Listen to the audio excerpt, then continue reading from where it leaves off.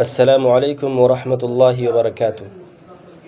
ابن ماجہ کی حدیث ہے، جناب رسول اللہ صلی اللہ علیہ وسلم ارشاد فرماتے ہیں، جس شخص نے کسی عیبدار چیز کو بیچی اور خریدار کو اس پر مطلع نہیں کیا، وہ ہمیشہ رب العالمین کے غضب اور فرشتوں کی لعنت میں رہے گا۔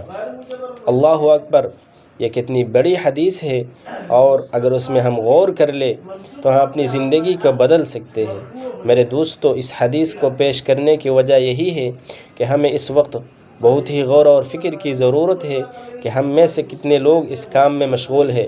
میں تو کہتا ہوں کہ 99% لوگ اس کام میں مشغول ہیں، لوگوں کو دھوکہ دے رہے ہیں، اپنے مال کو حرام طور پر کما رہے ہیں اور اپنی زندگی اور آخرت کو برباد کر رہے ہیں۔ اللہ تعالی ہم سب کو ان کاموں سے محفوظ رکھے اور ہمارے